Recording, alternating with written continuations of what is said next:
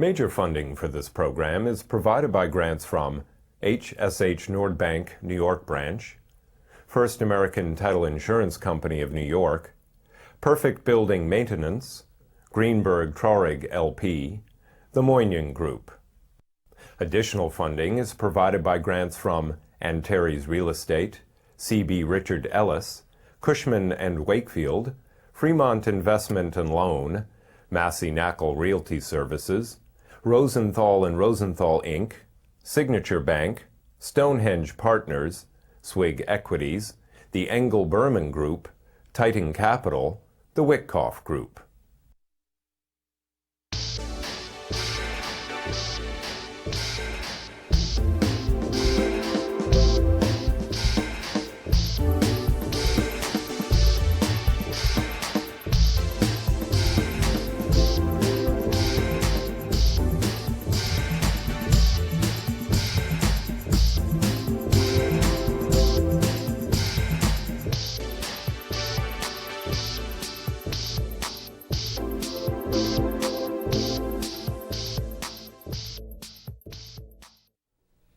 Welcome to Building New York. My name is Michael Stoller. 65 years ago, in the East New York section of Brooklyn, Ed Blumenfeld was born. Today, Ed Blumenfeld is the chairman of a company called Blumenfeld Development that controls over 5 million square feet of property in New York, certain parts of Connecticut, and also in Florida. Thanks for coming today. Thank you for having me. So Ed, you were born in Brooklyn. You told me you moved out to Long Island when you were 10 years of age. And during high school, you said you worked at 13. You were always selling. At 13, what were you doing? I formed a greeting card company and pounded the pavement in Manhattan in the Garment Center area. So wait, so you were 13 and you came into the city? I came in August and parts of September before school activities started. I pounded the pavement, probably came in late July also, selling greeting cards for Christmas to companies, because I thought if you sell a box of 25 cards for American greetings to a homeowner or a neighbor, if I went in and sold 10 boxes to a company, it was that much easier, and it was still one call.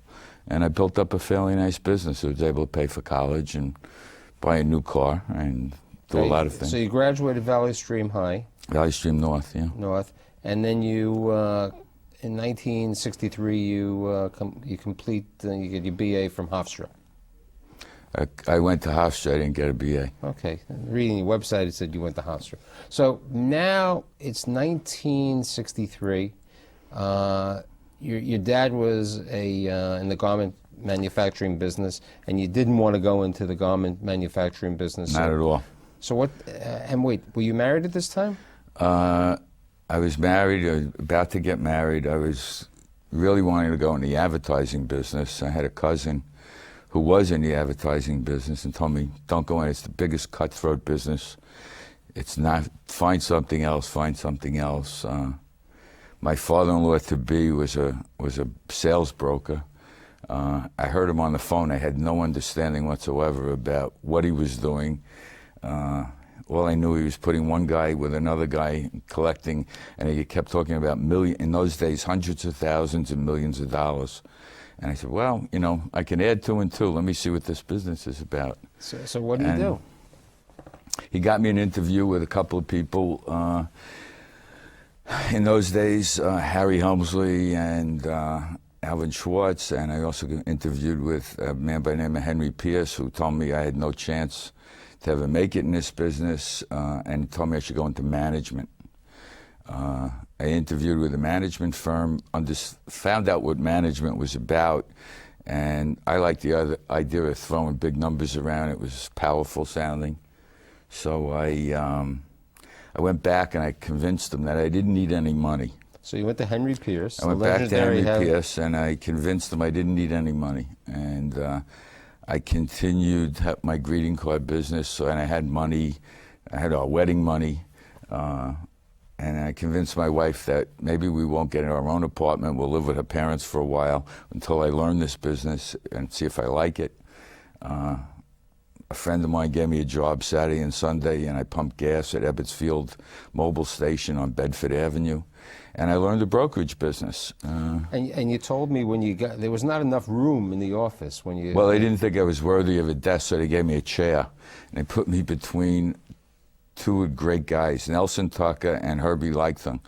I sat there for 3-4 months.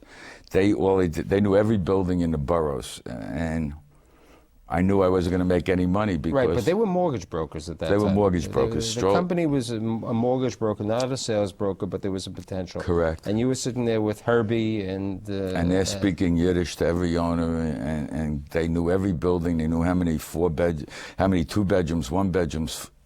If it was a walk-up, an elevator, and I said, I'm not going to make any money here doing this. And I got a bright idea because the newspapers in those days, all you read about was the Sun Belt.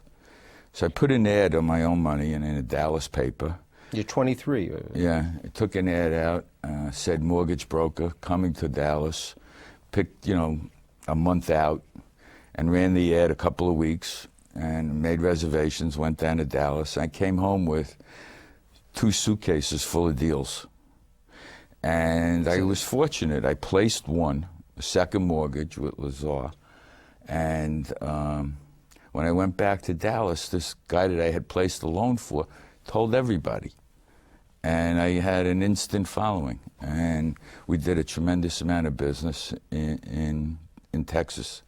So then but you're still at Pierce, Mayer and Greer at this time. Oh, yeah. And what happens later on with you and Pierce, We Mayer? opened we started to do a lot of business out of town. More people in the office said, well, we can make... At that time, Pierce, Mayer and Greer was predominantly 99% all New York, except for a couple of guys in the sales division, Joe Durst and my father-in-law, Milton Weinstein. And all of a sudden, the business started to expand. And in 1969, 70, we bought the company. Right. Now, you're 30 years of age at this time? I was in 1970, I was 30. And you bought the company. We bought a large interest in the company, yeah. And then what happens? W.R. Grace? We decided the partnership expanded from Pierce, Mayer and Greer to a partnership of varying percentage ownerships of about 11 or 12 people. And in 1970, we started negotiations with W.R. Grace to acquire the company. And we went public with an adjunct REIT called Hanover Square Realty Investors, which Herbie Leichton and I we now were partners, were the ones that were active with Bear Stearns in bringing it public. And so now you were in the mortgage brokerage business, the investment sales business, but now you're with this major company, W.R. Grace. Yeah. And at W.R. Grace, you gained a little insight about the retail business. Well, W.R. Grace, Peter Grace, owned a bunch of retail. We in New York called it schleppers, but they called it Sheplers, which was a cowboy store, 60,000 square feet, saddles, bridles, boots, you name it. Something we can use in Manhattan. Right, we all use it here in Manhattan. But they had stores in Oklahoma City and Denver and Texas, and he owned a company called Handy City. And Handy City was a forerunner of Home Depot, started by George Hansi, and then as a broker, I sold them Channel. I was involved in the acquisition of Channel, and then Peter assigned me with a man by the name of George Mason, who ran W.R. Grace Realty Services, to go out and do site locations for a lot of the retail arms. So, which besides Schleppers or Sheplers, Handy City, Channel, and then they had Coco. They had yeah. I didn't do the site work for them, but we were familiar with what they were doing, and we reviewed it. They had Coco's, a whole chain of different brand restaurants. So in this way, you know, because one of the major areas of Blumenfeld development is retail, and you've gained Correct. at that time, and you're at W.R. Grace, you're at the REIT and everything, and it's 1977, 1978, and you say to yourself, it's I'm getting enough. old. You're getting old. You're 37 years. Old. I was on the plane every Monday or every Sunday night, and I was out of town. We had opened 8 or 9 offices for Pierce Mayer around the country, and it was my responsibility to monitor those offices. And besides the deal I was working on and the retail stuff, I was always traveling, and my kids were growing up, and I said, I'm getting, you know, it's getting old. And I went to them and I said, you know, this is it. And they gave me, they said fine. They kept me on as a consultant for a year and a half. And they gave me 5 deals to develop as a developer, get me started in North Carolina for Handy City. We wound up developing 3 of them. 2 of the sites didn't pan out. And I, over the years, had been investing in some deals and had bought a deal and met a guy by the name of Donnie Reckler and Roger Reckler. But Donnie and I became very close friends. And when I left, we bought a building out on Long Island together. Was that the one in Syosset? In Syosset. It was an old Grumman factory where they built the lunar landing module. We thought we originally were buying 120,000 square foot, 1-story industrial, very big floor plate. So we elected to put an atrium in, and then we discovered that the building really was 24 foot clear. We could put in an intermediate floor and wind up with 200. After taking the atrium out, we wound up with 200,000 square feet of rentable space. So that was your first, that was a total redevelopment of a Grumman aircraft location into an office building. Correct. Then Which was originally a retail location that Grumman bought and made into an industrial. That makes sense. So it was a redevelopment of a redevelopment. What happens after that? Donnie and I housed our office together. We shared one office, 2 desks in one room. We had our own companies. He obviously then became Rexon. I had my own little fledgling company of 4 or 5 people and did some rehabs of one-off industrial deals, converting industrial to office. Right, but an important thing happened in, what, 1984 with Boulevard?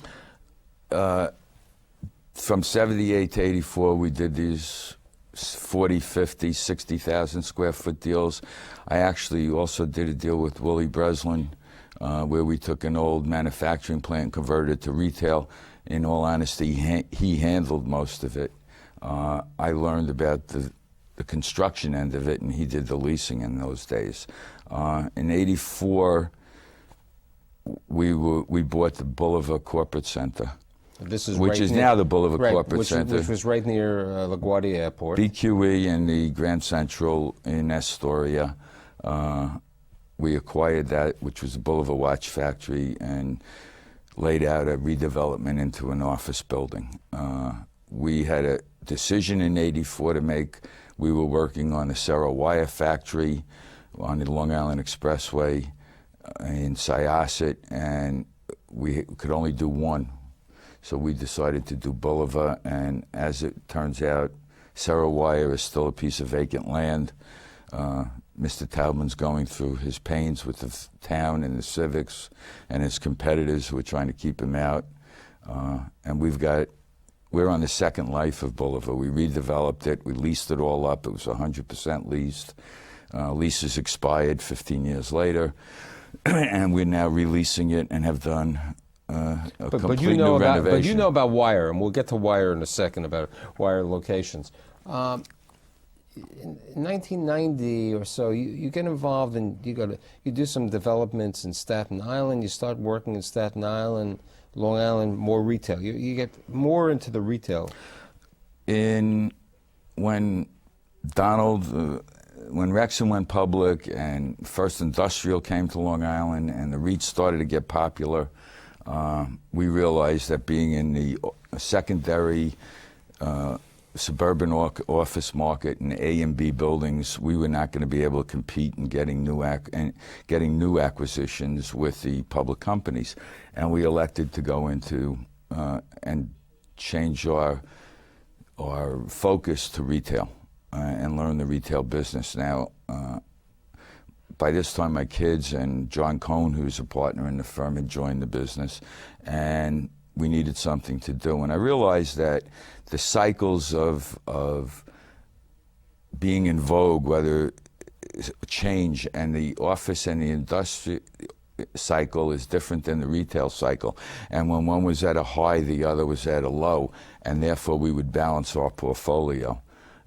So we decided to emphasize and started attending the ICSC on the retail, and it's been now about 14, 15 years, and we've done a lot. We bid, it took us 14 years in Staten Island, you mentioned it. We bid an RFP. Tell my audience about this, because, you know, people read about these RFPs, and that was an unusual thing. Well, I believe we started with Mayor Koch, and we answered an RFP for an RFP, for my audience, is a request for proposal on a piece of land, 125 acres, in the Charleston section of Staten Island. I believe that my recollection, and you know, at my age, senior, you mentioned the year I was born, so senior moments tell me we won that bid. And then they changed their mind. The officials in the city of New York decided that they did not want industrial, and we rebid it as a retail location, and it went through a few people's hands, who then subsequently dropped it, but we were determined, and we stuck with it, and we finally got approval. And then we went through Koch, Dinkins, and everybody that succeeded him. We went through 2 borough presidents, and we had at one time put up and committed and signed an agreement that we would build a minimum of 750,000 square feet. So from this 125 acres, you're at 750. On 125 acres, and we could go to 1.2 million.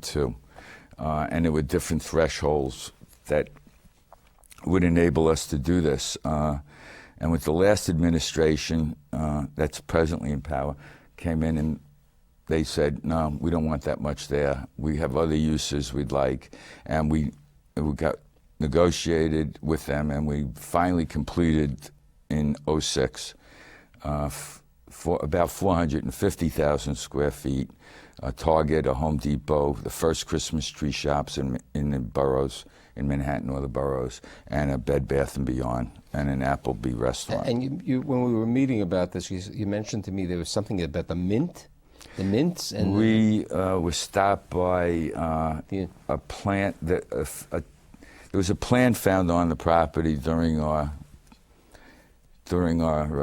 ULUR process called Torrey Mountain Mint, which comes from Appalachia, and it's not indigenous to Staten Island. It was found on 5 plants were found on the site adjacent to the highway. It was claimed that it thrived because it was tortured by DOT with salt mowing. Salt in the winter, mowing in the summer. And if you took care of it, it's going to die.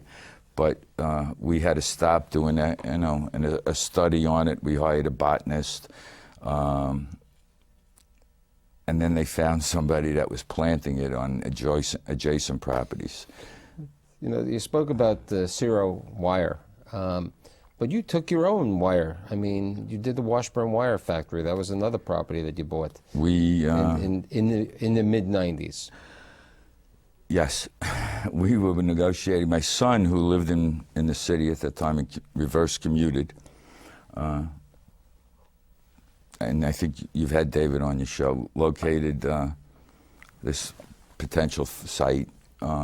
Said, Dad, it's a great location, great location. We looked at it. Tell my audience, it's East River. East River, FDR Drive and 116th Street to 119th Street. Sat for 20 some odd years, dilapidated buildings, probably a population of 100 homeless. You know, it was an eyesore to the community and a a dredge on the market in terms of what was going on there. You know, we had a lot of abuse problems, and we had to get rid of. And we bought it, and then we started to acquire additional properties adjoining it. And presently, we are in the ground for a 450,000 square foot mall with 12, which Manhattan 13. really needs. I mean, there's no question. We believe it does. No, it does need, because New York City is under-retailed.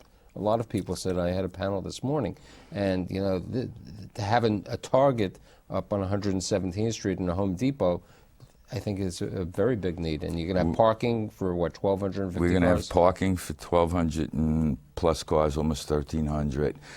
Each store will have front field parking. They will have a parking level right in front of their entrance. All stores will be accessible with elevators and escalators.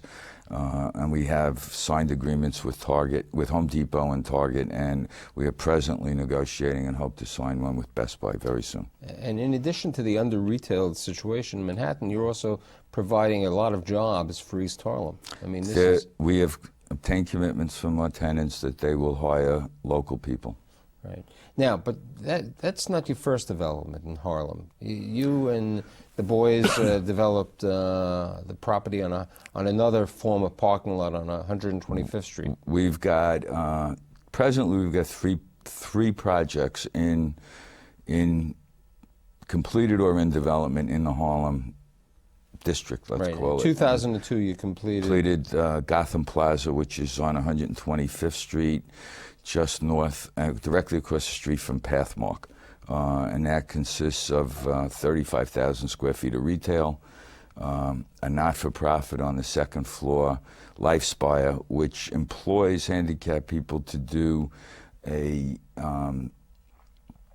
they take bulk garments and break them down into individual packets for the state's prison systems. And on the third floor is the Department of Motor Vehicle.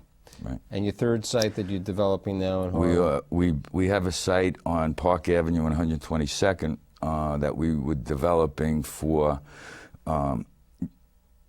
Fatwich Bakery, which is going to relocate from Tribeca up here, and for Parsons and Humanoff, and we have a little bit of industrial space left for a third tenant. Right.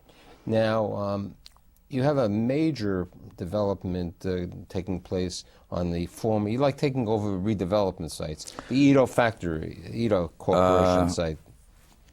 Yes, we do. We in certain cases, we like to rehab it to its original or maintain that part of the architecture. So what are you doing there? Where is that? That's in Deer Edo, Park? Edo is in Deer Park. It is an 80-acre site. It was not, they were not very nice old industrial buildings that could be saved or salvaged.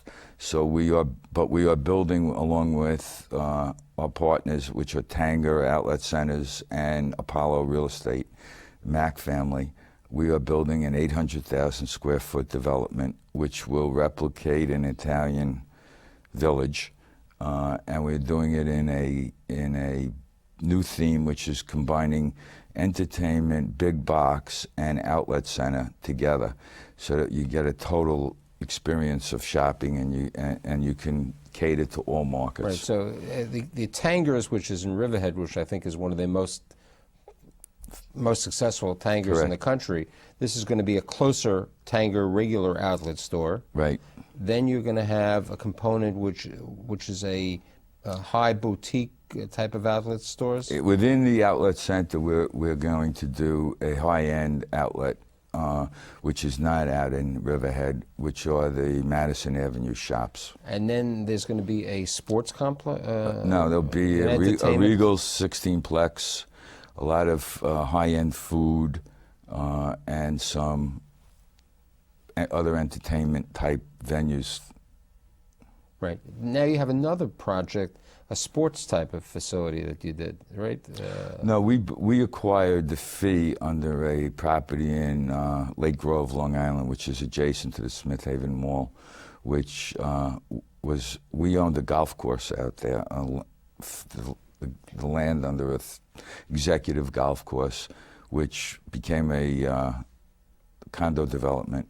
and we swapped the fee there for the fee under this family entertainment complex, which family entertainment filed bankruptcy in 94, I believe, 96. And the operating lessee, and we are going to redo the project into a Whole Foods and an LA Fitness and some other retail. Now, in addition, now you're going back to your roots of what you and Donnie did. You're taking an office center, the former Manufacturers Hanover Center, and redeveloping that too, right? Yes. Manufacturers Hanover built a large complex, and mostly it was data processing in Hicksville at the train station. And Chase then bought it when they took over Manny Hanny, and they found that they didn't have a need for it now in their expansion with J.P. Morgan.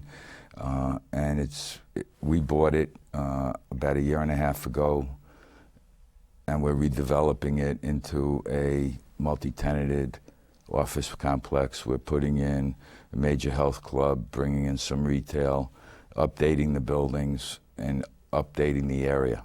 And then, in addition, I failed to say, you went right near the Boulevard facility, and you built on baseball fields, which you bought, a Home Depot and... Originally, when Boulevard was built, in 1953, they supplied Little League fields, recreation. Remember, they had 4,800 people working for Boulevard, mostly from the community. They provided them with everything, medical care. Paternalistic. Yeah, it was very paternalistic. It was what we read about in school. And they had Little League fields. And when we bought it, we acquired title to the Little League fields, but the use had been there for so many years that we weren't about to kick them off. But we were successful in working with LaGuardia, the airport, and with the help of local politicians, we acquired some unused land, and we built new fields, new lighting, new bleachers, scoreboards, etc., and relocated the ball fields. And we've completed a couple of years ago the development of a Bed Bath & Beyond and a Home Depot Expo, which is now in the process of being converted to a regular Home Depot. So you've built, from a guy who got his start on selling greeting cards, not wanting to go into the garment center with your dad. You've truly been an interesting builder. But before I end, didn't you tell me, and I'd love to tell you took your father out to see a facility, right? You only have about 20 seconds. My mother had passed away, and my father was handicapped. He had polio as a child. And when I did this first deal in Syosset on Jericho Turnpike with Donald, I said, Dad, I want to take you to lunch. I want to show you my new office. And here's this 200,000 square foot building, empty parking lot, brand spanking new, no one's in it. And I take him to lunch, and we drive up, and I said, Dad, here, this is my friend. He said, you're just starting. You need such a big place, So you know what? For your dad and for everything, your sons who have been on my shows, and your partners, you've been truly a builder of the New York area, and I'm really happy that you were here today. Thank you very much. Thank you for having me. Thank you.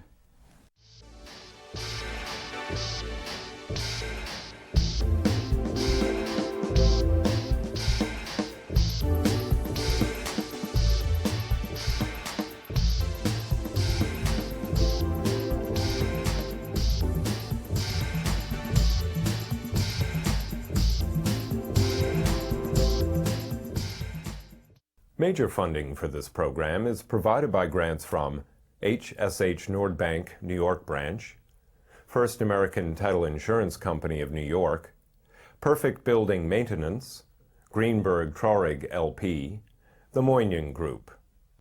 Additional funding is provided by grants from Antares Real Estate, C.B. Richard Ellis, Cushman & Wakefield, Fremont Investment and Loan, Massey Knackle Realty Services, Rosenthal & Rosenthal, Inc., Signature Bank, Stonehenge Partners, Swig Equities, the Engel Berman Group, Titan Capital, the Wyckoff Group.